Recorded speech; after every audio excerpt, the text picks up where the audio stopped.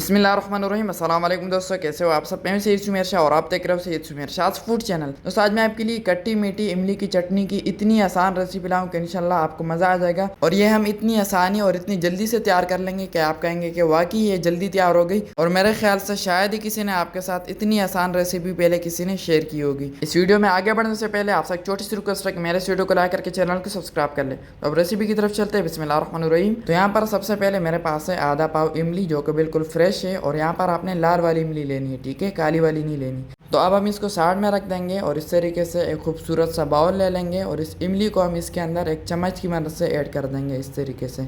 तो ये हो गई। अब यहाँ पर आपने एक चम्मच की मदद से इसको इस तरीके से सेपरेट कर लेना है सारे इमली को, ताकि जब हम इसमें पानी डालें तो इसका बल्ब अच्छी तरह से बाहर निकल सके। तो चलिए ये हो चुका है। अब यहाँ पर आपने इसमें गर्म पानी ऐड करना है। ये मेरे पास 2 से 2.5 कप गर्म पानी है जिसको मैंने गर्म कर लिया था। ये अब इसके ऊपर ऐड कर देंगे इस तरीके से।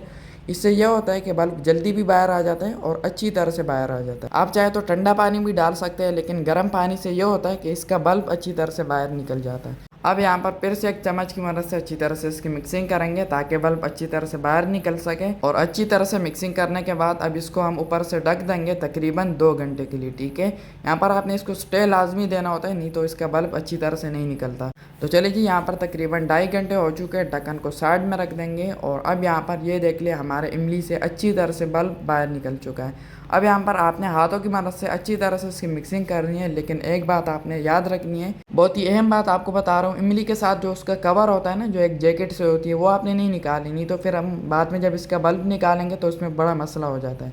तो यहाँ पर अच्छी तरह से मिक्सिंग करने के बाद अब यहाँ पर आपने इस इमली को इस तरीके से हाथ में उठा लेना है और अब अच्छी तरह से इसको दबाएंगे। इसका बल्ब हम बाहर निकाल लेंगे, इसका पानी अच्छी तरह से इससे निचोड़ देंगे। और अच्छी तरह से निचोड़ लेने के बाद ये देख ले, जब ये अच्छी तरह से इस तरीके से ड्राई हो जाए तब यहाँ पर आपने इसको साइड में रखते जाना, ठीक है। तो फिर से इस तरीके से इमली लेंगे हाथ में, ये देख ले अच्छी तरह से इसको दबाएंगे। इसका बल्ब हम निकाल लेंगे अच्छी तरह से। और जब ये अच्छी तरह से ड्राई हो जाए, ये देख ले इस तरीके से, जब ये ड्राई हो जाए अब हम इसको साइड में रख देंगे, ठीक है। तो इसी तरीके से आपने सारे इमली को साफ़ कर लेना है जैकेट से में। तो चलिए जी, यहाँ पर मैंने सभी इमली की जो गुठलियाँ होते हैं वो मैंने निकाल दी। अब यहाँ पर खालिस हमारे पास जो है इमली का बल्ब बच चुका है, लेकिन इमली के साथ जो पतली पतली डंडियाँ होती है वो हमने अभी नहीं निकाली, वो इसके अंदर मौजूद है। तो उसके लिए हम इसके साथ एक ख़ास तरीका करेंगे जिससे बिल्कुल साफ़ सुथरा हो जाएगा। तो चलिए जी, यहाँ पर इस तरीके से एक छोटा सा बाउल ले लेंगे, ठीक है। और अब इसके ऊपर इस तरीके से एक स्ट्रेनर रख देंगे, यानी कि चन्नी रख देंगे। और अब यहाँ पर जो हमारा इमली का बल्ब है वो हम इसके ऊपर इस तरीके से ऐड कर देंगे। ऐड करने के बाद अब यहाँ पर ये देख ले, जब इसके ऊपर ये बल्ब रह जाता है ना चन्नी के ऊपर, तो हम इसको अच्छी तरह से इस तरीके से दबा लेंगे ताकि इसके अंदर जो बल्ब है वो अच्छी तरीके से इससे निकल जाए और बाकी का जो कचरा है वो बाहर रह जाए, ठीक है। तो इसी तरीके से सभी इमली के बल्ब को हम छान लेंगे ताकि इससे कचरा अच्छी तरह से निकल जाए। और ये देख ले हमारा सभी इमली का जो बल्ब है वो बाहर निकल चुका है। जो काम लोग ग्राइंडर मशीनों में करते हैं वो हमने यहीं पर ख़त्म कर दिया। और ये देख ले यहाँ पर हमारा खालिस इमली का बल्ब तैयार है। तो अब यहाँ पर इसको पकाना कैसे, इसका जो एक गाढ़ापन है वो कैसे लाना है वो मैं आपको सिखाऊंगा, ठीक है। तो आप चूल्हे की तरफ चलते हैं। बिस्मिल्लाहिर्रहमानिर्रहीम। तो यहाँ पर आपने एक छोटा सा फ्राई पैन ले लेना है और इसके अंदर ये जो हमने इमली का बल्ब निकाल लिया था बिल्कुल खालिस, ये हम इसमें ऐड कर देंगे। थोड़ा सा इसमें पानी ऐड कर देंगे ताकि बाउल अच्छी तरह से साफ़ हो जाए। और इसमें वैसे भी आपने आधा कप या 1 कप पानी ऐड करना होता है, ठीक है। तो अब यहाँ पर आपने फ्लेम को नीचे से हाई कर लेना है और इसको एक प्यारा सा उबाल आने के लिए छोड़ देंगे, बिल्कुल इस तरीके से। तो चलिए जी, यहाँ पर जब इस तरीके से प्यारा सा उबाल आ जाए अब इसमें कुछ मसाले ऐड करेंगे। बिस्मिल्लाहिर्रहमानिर्रहीम। सबसे पहले इसमें 1/4 टीस्पून नमक ऐड कर देंगे, ज़्यादा ऐड नहीं करना। और अब यहाँ पर इसमें ½ टीस्पून ज़ीरा पाउडर ऐड कर देंगे और 1/4 टीस्पून इसमें काला नमक ऐड कर देंगे जो कि बहुत ही अहम है।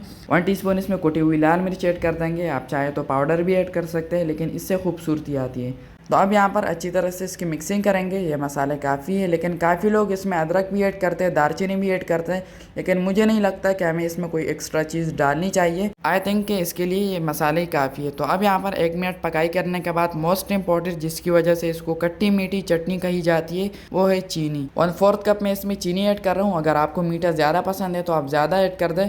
अच्छी तरह से यहाँ पर इसकी मिक्सिंग करेंगे और 1 से 2 मिनट यहाँ पर इसकी पकाई करेंगे ताकि ये अच्छी तरह से गाढ़ी हो जाए। तो चलिए जी, ये देख लें यहाँ पर हमारी चटनी बिल्कुल तैयार है। 1 से 2 मिनट पकाई करने के बाद ये देख ले यहाँ पर जब आपको इसकी इस तरीके से थिकनेस दिखने लग जाए तो समझ लो यहाँ पर आपकी चटनी बिल्कुल तैयार है।